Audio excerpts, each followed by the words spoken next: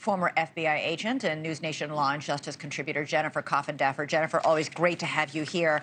Are you surprised that these families of these victims are completely in the dark? There's been all sorts of weird, sometimes contradictory information coming out from Jordan Willis and his lawyer, who have spoken briefly and sporadically. Why are these families not being told anything by Kansas City police? Well, really, the ball is being dropped. There are usually victim witness coordinators with every police department, especially a large police department like Kansas City. The FBI had them, everyone has them, and they serve as liaison between these victim families and law enforcement to just help answer questions, help them with the time.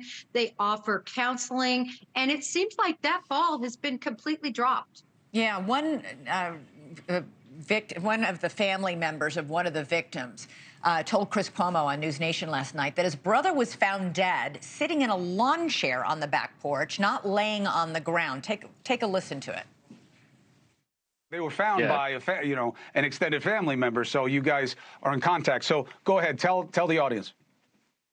Yeah, so I believe David was found in a lawn chair on the back porch, rather than all three laying flat, which definitely paints a picture we did not have from the very beginning. Jennifer, what does it tell you if one of the victims was, in fact, sitting in a lawn chair? And again, I cannot understand how Jordan Willis, for 2 days, never looked out his back window into his yard to see these bodies. Well, Elizabeth, you and the rest of the nation can't believe that he didn't see something. But beyond that, it tells me that they took a substance they were comfortable with taking, and it was something that hit them very quickly and led them to unconsciousness. And then they ended up dying either from that drug or from hypothermia or a combination of both. You say that actually whether or not the victims had their cell phones on them could be critical, as well as ring cameras or security cameras in the neighborhood. Perhaps those might have captured the three men as they're in the backyard? Well, it's really crucial that Kansas City do a canvas. They need to do a neighborhood canvas, not only to talk to individuals, but to also see who has those ring cameras and what was seen. Just imagine what's going to happen if that door actually did open and this individual resident was actually up and about and looking around. That's going to put a hole in his story that he was just asleep and had headphones on for 2 days. So, Elizabeth, that's important information that I hope Kansas City PD is digging deep into. Yeah, and obviously they didn't do any toxicology tests on Jordan Willis, the host and homeowner, or, home renter in this case, to see what he might have been taken. Do we know if he's cooperating with police, saying, yeah, we did this drug or took this substance?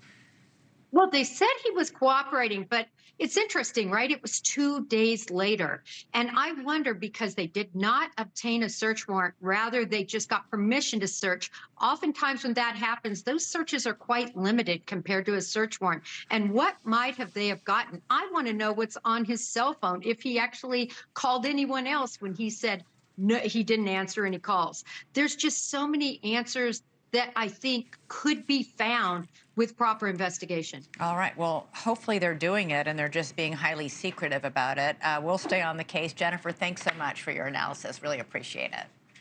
Thank you, Elizabeth. Thanks so much for watching. Go to joinnn.com to find NewsNation on your television provider. And don't forget to click the red subscribe button below to get more of NewsNation's fact-driven, unbiased coverage.